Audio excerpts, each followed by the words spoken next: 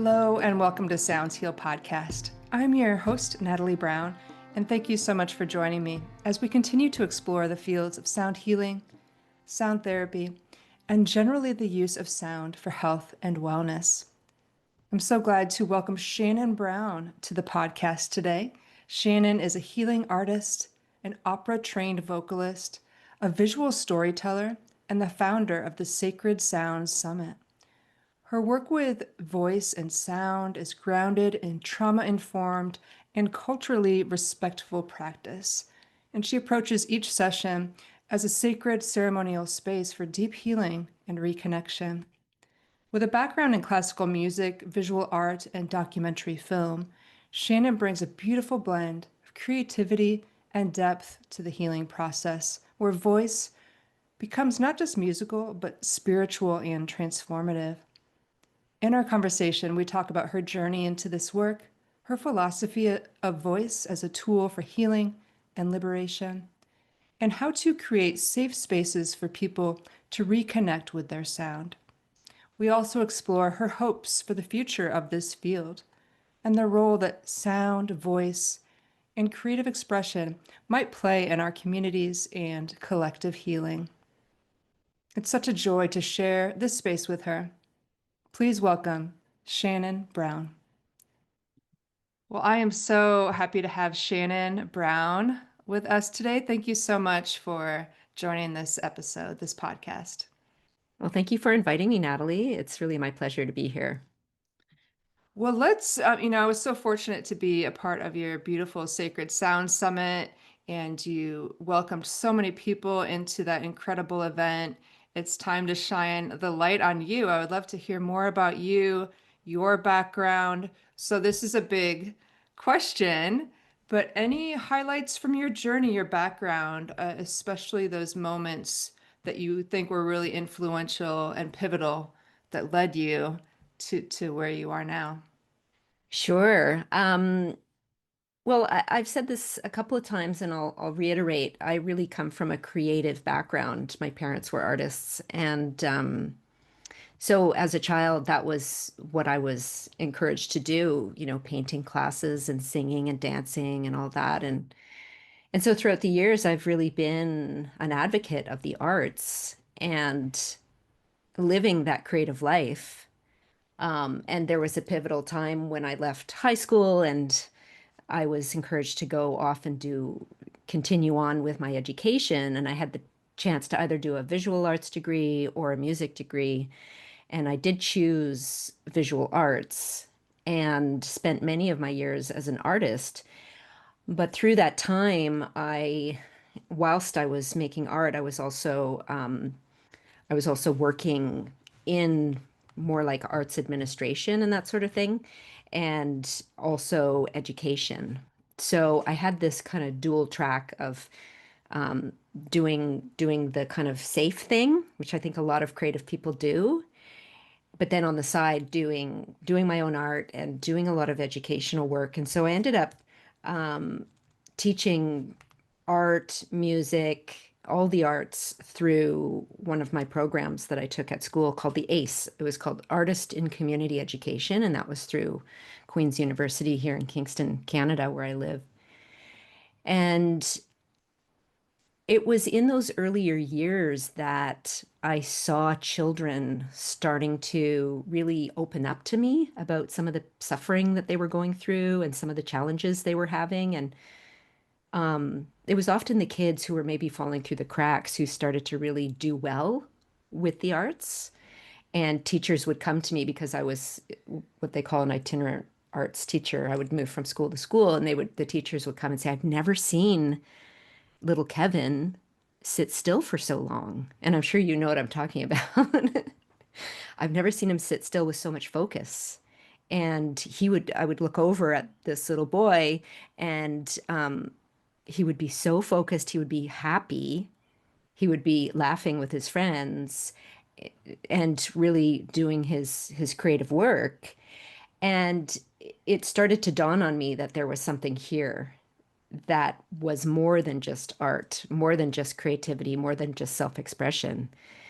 And so I decided that I would start learning more about what was going on. So I did a psychology program. I did some work in expressive arts. I was always going to school. I was taking graduate level courses in art therapy, doing many hours in this work. But I was still doing my, I don't want to say corporate, but that's kind of how people say it these days. Like when I was in corporate, so doing my administrative work, and it was always kind of something I did on the side. And so I ended up going to Peru and taking part in a really powerful plant medicine ceremony. And I had said to the spirit of the plant, show me myself in my power as an artist, because I'm ready. And I thought it would gently nudge me towards, having an art exhibition. But what ended up happening was all these birds came to me and landed on me, and I started to grow a beak and to sing in this experience. I became a bird, and the bird said to me, "You need to bring your voice into the world."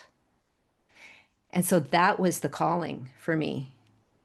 And at that point, I I bought a set of crystal bowls, and I just started bringing in everything that I do. And my main instrument is my voice. I was trained in opera and theater, musical theater, as a teenager, doing lots of music as well. So my voice, and I'd been in bands and such, and learned all the other instruments to support myself as a singer.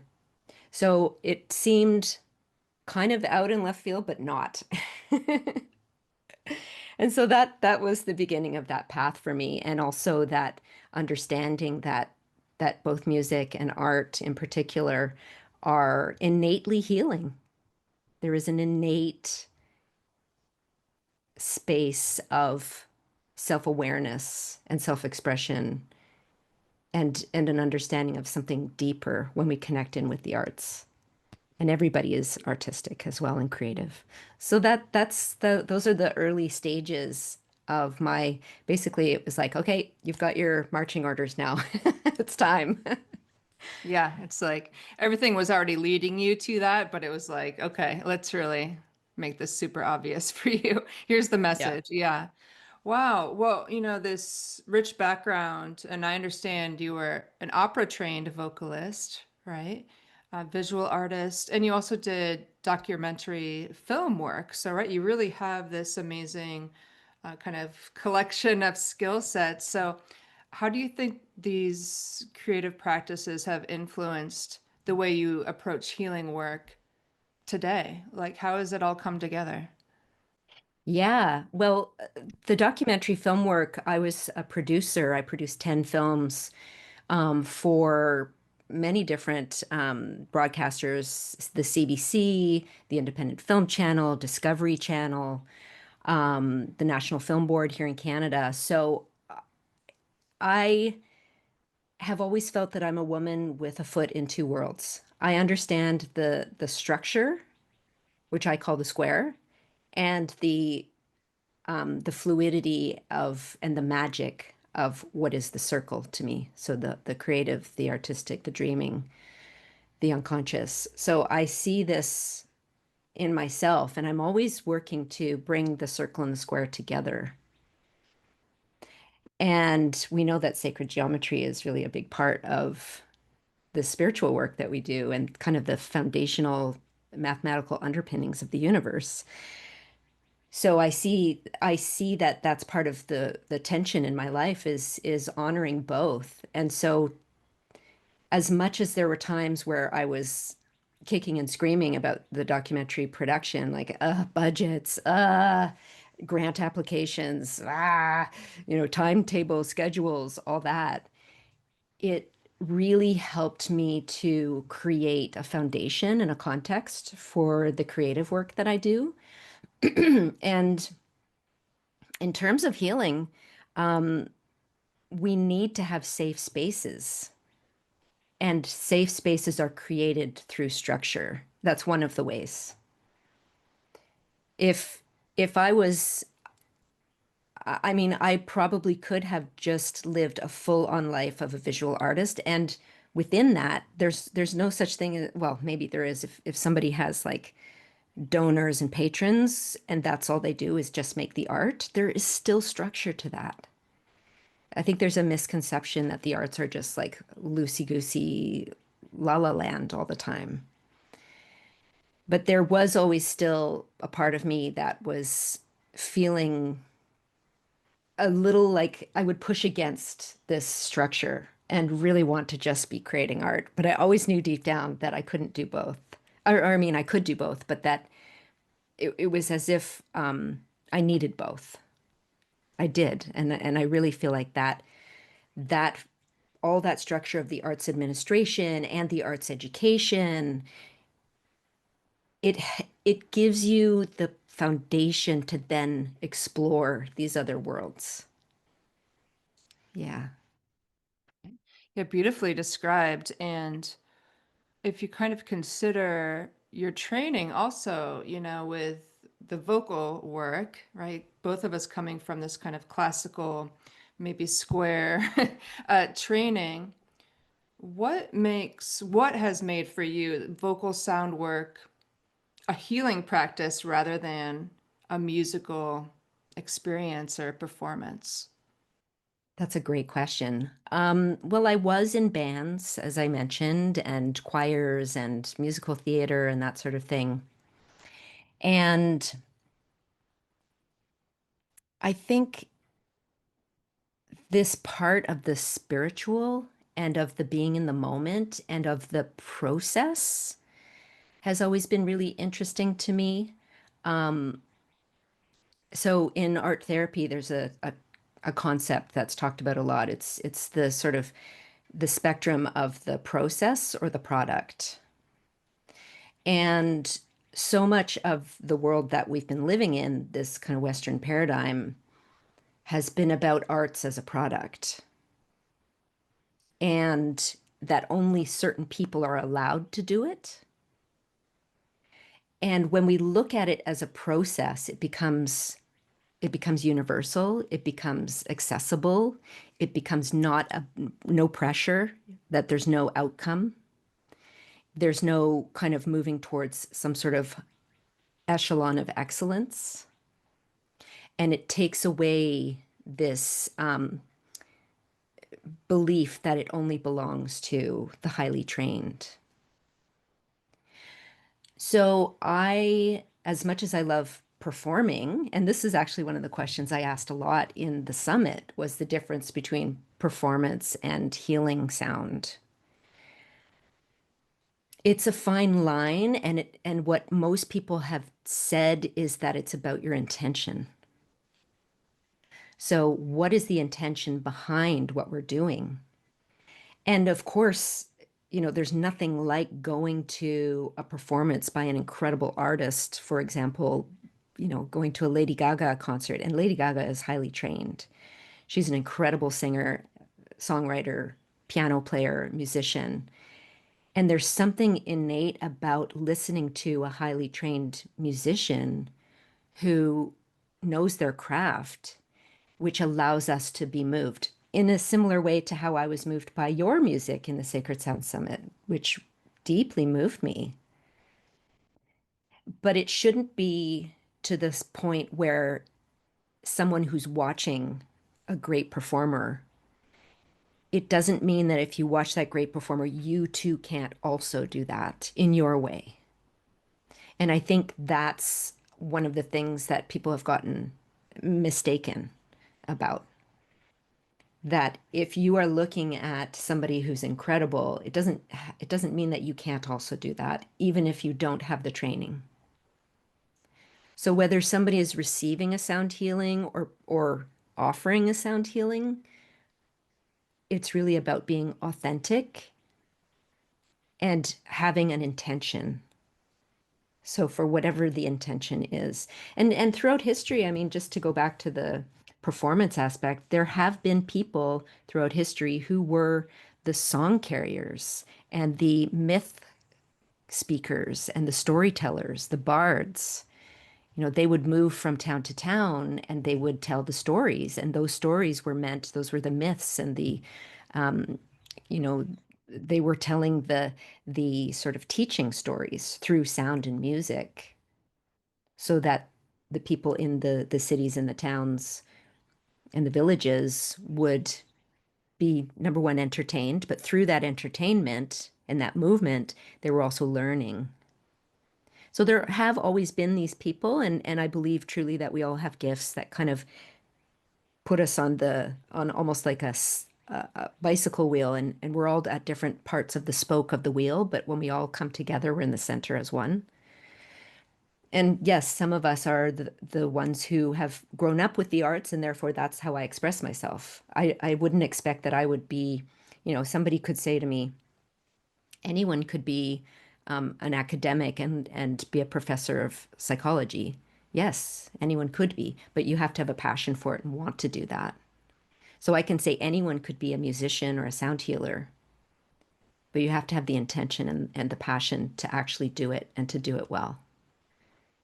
So that's a lot, but I started off at the product and process part because I'll just bring it back around to that. We are all creative. It is human to be creative, and you can express yourself artistically and creatively anytime, however you want. It's a lot about personal freedom and personal sovereignty to make that choice. Yeah, that's it. And we all have a story to share. We all have something to express. And um, where you started, what takes the creativity out of it is that comparison. Will my art be judged? Oh, I don't have the talent that that person has. But it's really like energy needs to be moved. And in a way, art, vocal works helps you do that, but you have to feel safe, we're really in that safe container. And you do emphasize that kind of trauma informed approach.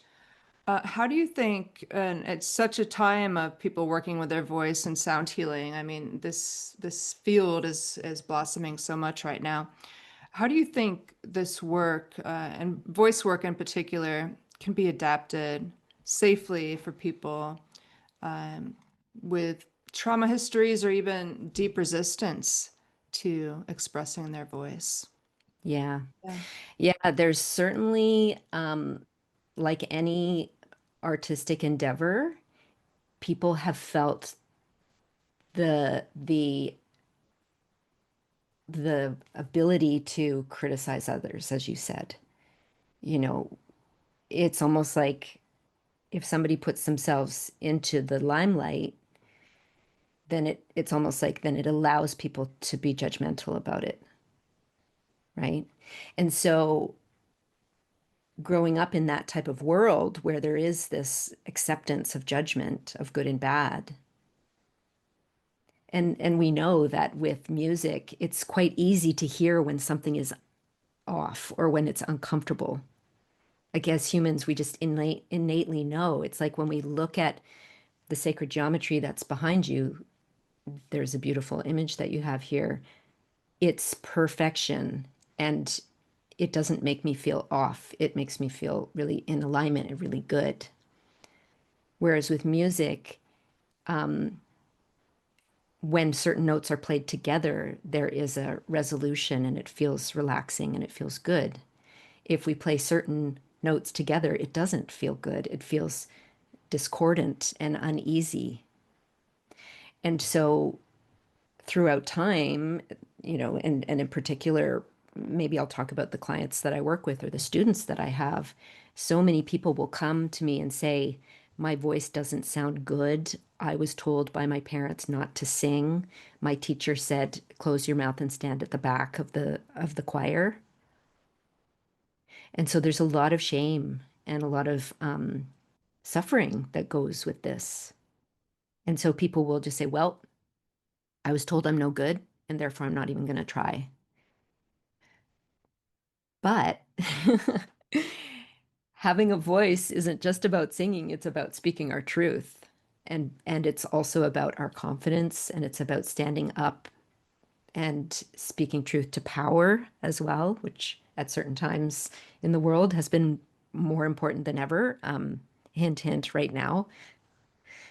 And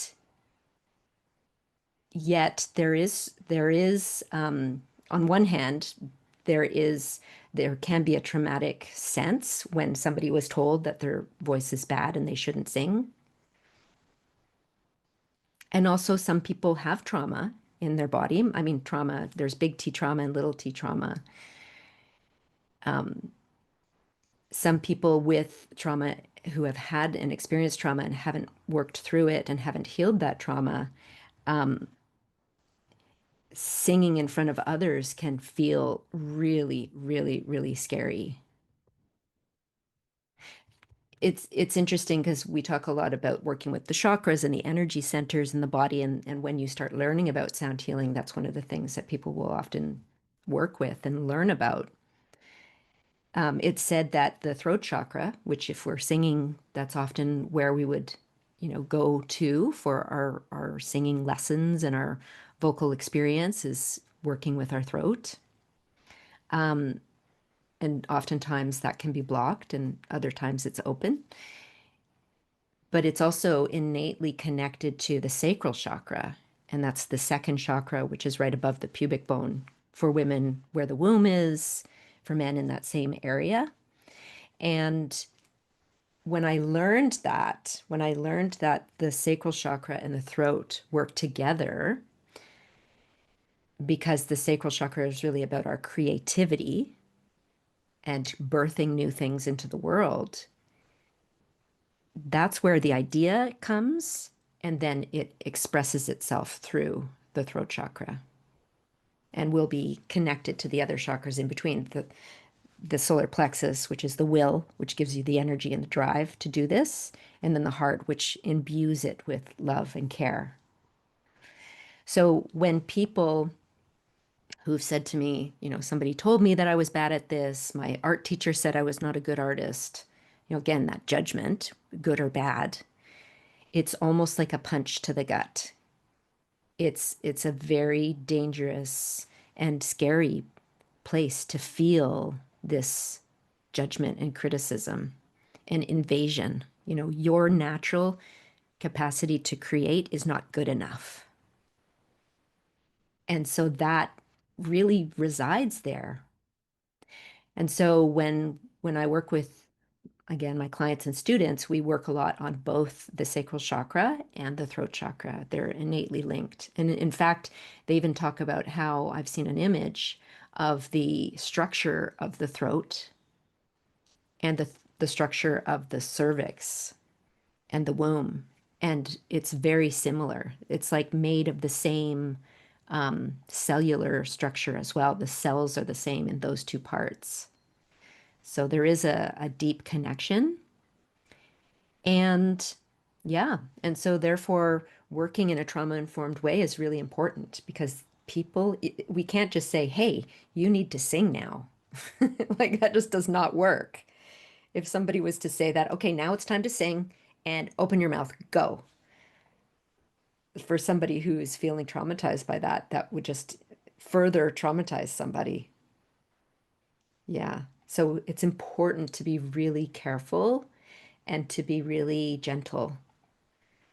I actually I have a PDF kind of journal workbook that I've been sharing a lot with people, um and I look at this healing as ceremonial. I encourage people to take some time to light a candle and get into a relaxed state because it means addressing some of those things that you were told and deciding whether you want to still hold on to them or not. Yeah. Yeah. Mm. Yeah, it's really beautiful to think of it that way. That, gosh, when you sing, it's a whole body experience. It's a whole energy experience. When you kind of consider your heart area and your lungs and your diaphragm at your solar plexus, and it's just such an experience to really use your voice and expression. And I just wondered if you could share any maybe surprising transformations in the people that you've worked with, if you're able to. Yeah, yeah. Um, Certainly there's been many transformations. One woman in my last course was very quiet throughout the whole process, and she didn't share very much throughout the course, but I could tell that she was really enjoying it. And she had a lot of she was quite shy about sharing her voice, and yet her main love was working with the ocean and working with dolphins and whales. And honestly, I when I would ask for people to share in the course, I she never would share. She would hold it back, and she struggled until the very last day. She shared a song with us that she brought in whale music that she had recorded on her own. And then she sang this incredibly sweet and beautiful song to us. And I think it was her allyship with the ocean and with the whales that gave her the power to stand in her voice, because she had this accompaniment. And for me, it was such a beautiful experience. I had to listen to it again later, because when I was in the teaching mode, of course, I'm observing and in the moment, but I took some time afterwards to sit with her song, and it was so delicate and beautiful that it was almost as if it's like a seed. When you plant the seed, we don't pull the seed out of the ground right away. It took her those 12 weeks of gently exploring her own voice on her own time with the love and care of the container of the course for her then to step out and express herself in this way. And this is what we do at the end of the course. We have a closing ceremony, and I invite people to share something they've been working on throughout the time together. And this happens every time, and there's always tears because of the beauty that people end up sharing. And it's almost like a light bulb goes off for people, that when they finally realize, oh, I can actually share my authentic voice, the one that maybe doesn't sound like other people, the one that maybe is something I've been hiding all my life, the one that if I listen to it, I think it's terrible, because that can happen at the beginning. Like listening to your own self is a big part of this. And so, like, I encourage people to record themselves and practice and listen and be gentle with themselves, because it's like anything. If you try something once and you judge it and you don't go back to it, it doesn't give it a chance. So many of the women that I've worked with, and some men too, have had these types of beautiful transformations. And it's really about finding confidence in their voice and loosening the self-judgment and really looking at the criticisms of their childhoods and lives and deciding whether or not they're ready to let go of that, and then what to do with it after. It's a process. It's rarely a one and done situation for people.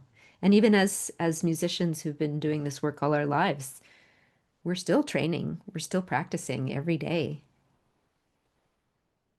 So it's a practice. Yeah.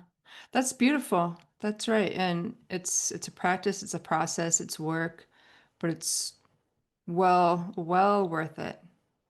Well worth it to find that power that you have, that authentic vibration that is only yours, that Hmm. needs to be shared and embodied. I was kind of wondering, you mentioned the ceremony that you have, and so it's kind of led me to a question. Your summit was the Sacred Sounds Summit. So what makes a sound sacred, and how can we create as sound healers, as practitioners, as vocalists? How can we create something that's more of a ceremonial approach? That's a great question, and I love talking about this. Um, I'll start off by talking about how to make a space, a sacred space.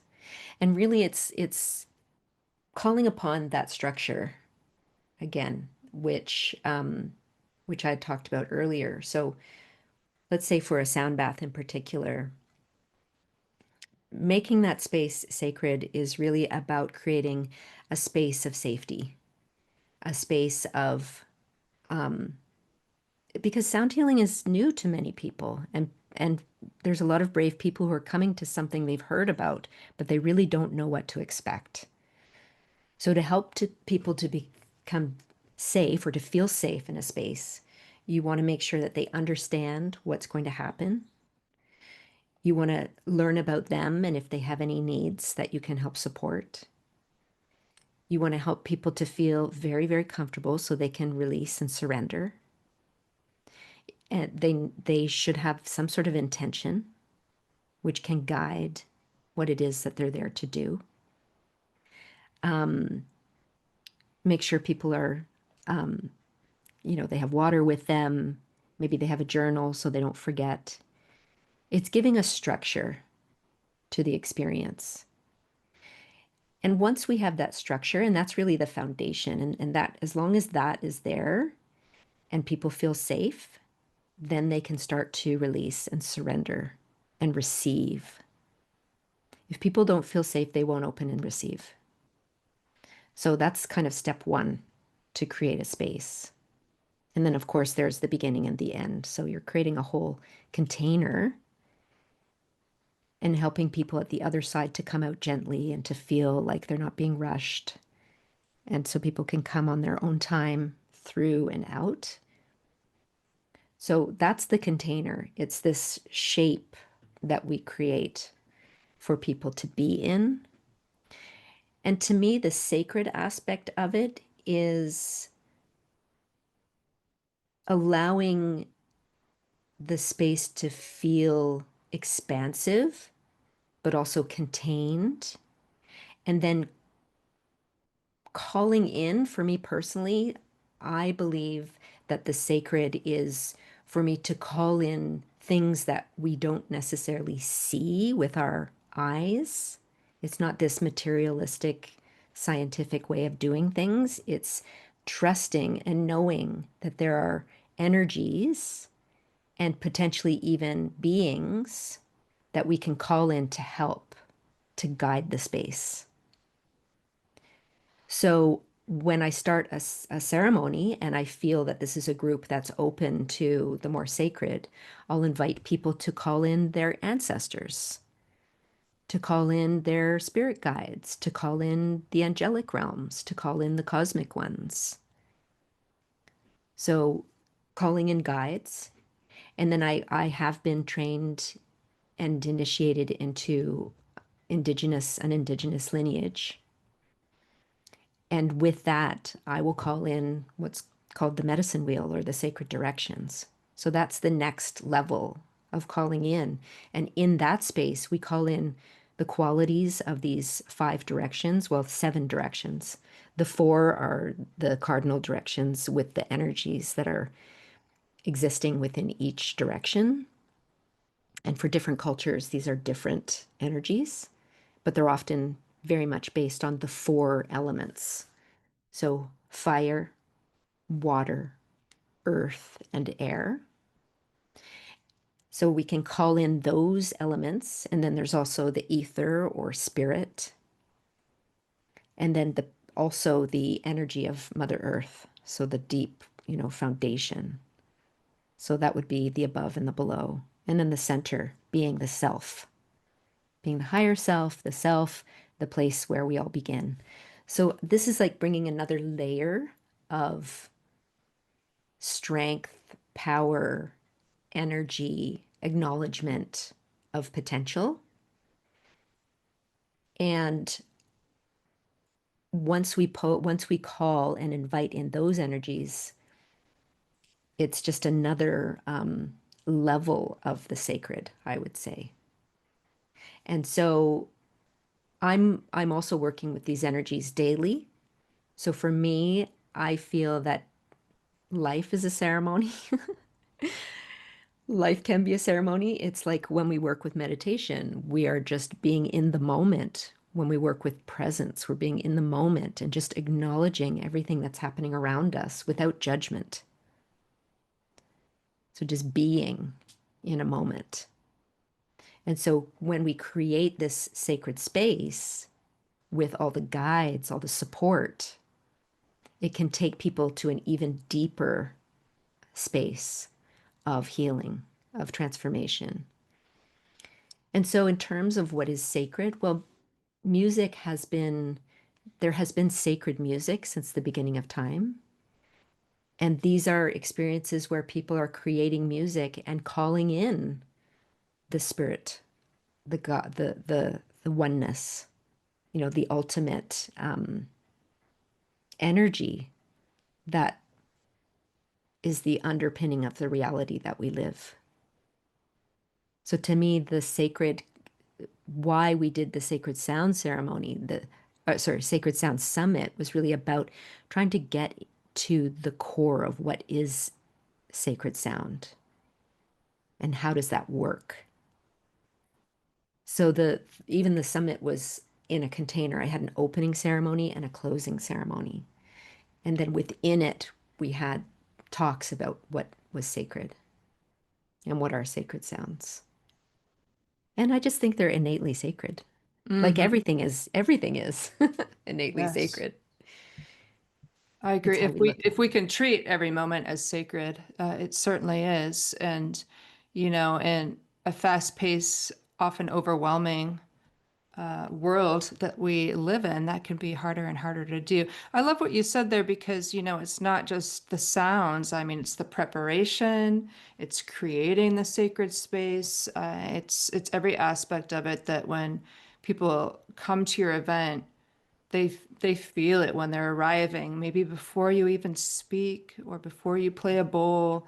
The environment has created this sacred container. And for people just coming into this, that, maybe that seems like a lot of elements to try to bring in. What do you feel, what practice, perhaps somebody just getting into this, just getting into using their voice, what do you think might be the most supportive right now to bring them into just that first try into Mm-hmm. doing this? Yeah. Oh, I love that. So if this is something you're being called to, I would suggest going into nature and sitting and listening. The more deep into nature you can get, the better. But even just stepping out and going to a neighborhood park or visiting your own garden or standing beside a tree and listen and connect and breathe. Breathing, feeling your feet on the ground, breathing, opening up your senses, not just your hearing with your ears, but your body sense, your internal sense. Breathing and listening to what is around you.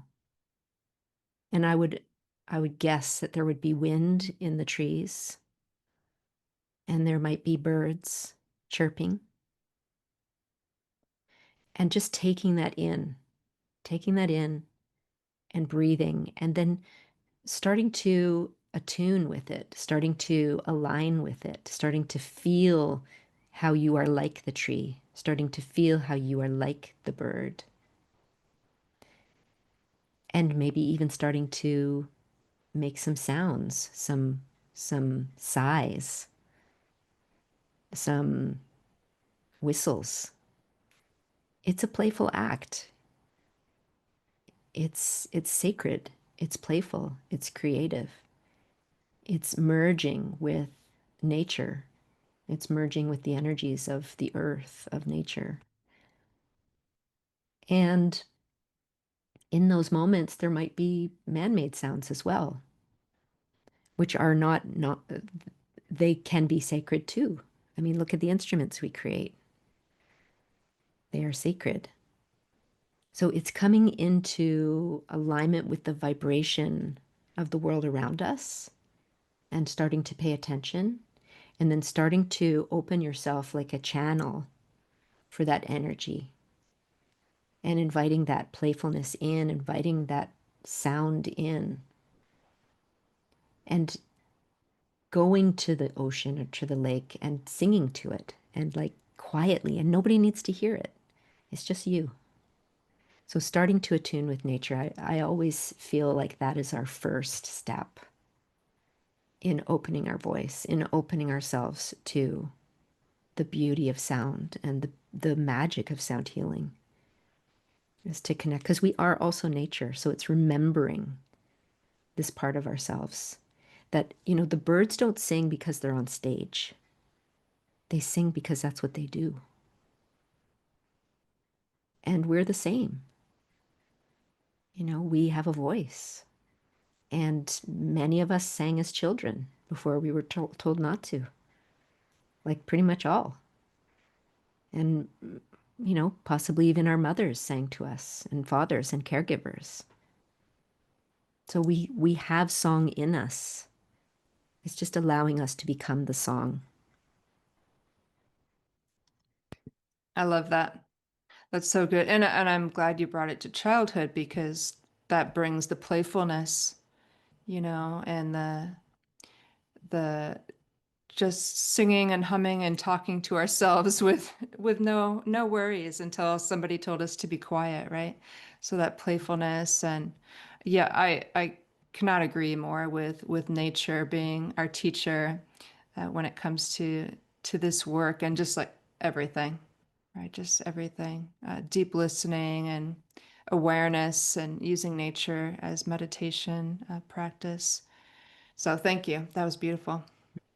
Yeah. Thank you. Now, with all that you've experienced and created, what aspect of your work feels most alive and important to you at this stage in your path? Hmm. Um, I feel even more sure that this is what I'm meant to do after this summit because part of me again and again goes back to I just want to be an artist. I just want to sit in my room and paint and play music. There's that part of that deep part of me that moves me so much. But I'm also equally deeply motivated to teach and to create and to heal, not to heal, but to be in the healing energies, to create spaces for others to heal. And I go back and forth between, the therapeutic aspects of this work and how I've been trained and who I am to hold therapeutic spaces, and the teaching part of me who has spent years teaching art and loving art and making art. Because in each of these kind of teaching experiences, I'm also creating music, I'm also creating sound, I'm also creating art. So it's all mixed in together. And that's kind of the dichotomy for me right now is like loving creating the spaces, loving creating the summit and all of its administrative aspects. And I think it's bigger than me. I can't I can't really do anything but this because I just have kept going into this my whole life. This woman with the foot in two worlds of being the structure and the administrator as well as the healer and the artist. And that's just most alive. I run retreats for women in Mexico. I have one coming up at the end of December. And I'm most likely going to do one in February that's specifically to work with sacred sound. I also have another one in Toronto this summer that I'm doing a 4-day course in person. And then I have clients as well and my online program called Sacred Sounds, which has been running for the past year and a half. And I just know that this is my calling. My calling is to teach and to do this work. And I love it. And I do it well. I enjoy it and I do it because I love it, but it's something that I'm good at. So even though I left working for others, doing this work, like being a producer, being a programmer, an administrator in the arts field, and creating spaces for artists to do their thing, that's what I pushed against and said, I don't want to do that anymore. I still have come back to doing this again, but for the things that I want to bring into the world that I'm here and I'm hearing from others that they need and want. And I'm gaining like internal guidance as well from my guides who are saying, yeah, but Shan, this is what you do well, and we're going to just keep supporting you. So, I would just say for me, it's if I was to tell myself as I would maybe share if I was mentoring somebody, I would just take that advice that go where the corn grows, that this is an indigenous concept of like, does it grow corn? Does it blossom? Yes. Well, then it's working. It's doing well. So I'm continuing to go where the flowers are blooming. That's beautiful. And it's so much, but when it's what you love and what you're meant to do, like you find the balance. You find the balance in all that you're doing. That's just beautiful. And I wonder, this kind of final question, what's your hope? If you kind of look ahead 10 or 20 years, what role do you hope that sound and creative expression will play in our communities, whether it's healthcare, education, the collective? What's your hope? My hope is that as humans, we will start to realize that we are powerful. And and the time has come where we need to step into our own power, into our sovereignty, and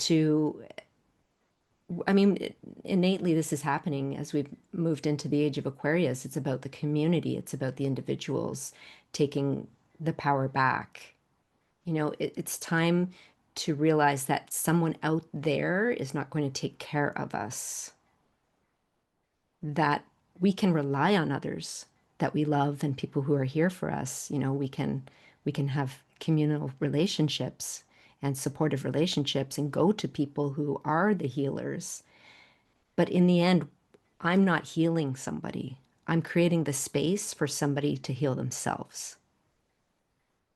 And this is the kind of this is the rally call is to stop blaming the other people outside of you and start taking the responsibility for your own life and doing the things that you can do.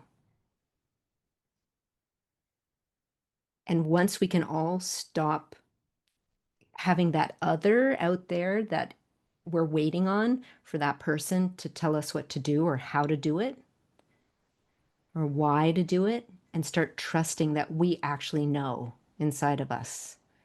We have dreams that tell us things. We have our intuition that tells us things. We have our memories of times that things have gone well and times when things have not gone well and how we dealt with it. We have resilience. We have each other. My hope and wish is that people start to realize like it's time to wake up and time to take back the control into our own lives and trust ourselves and trust we know how to do this. I had one of my healers, a man who does a lot of body work with me, say something that was really intense to me. maybe about a month ago, and he said, um, if you don't take care of your body now, look ahead.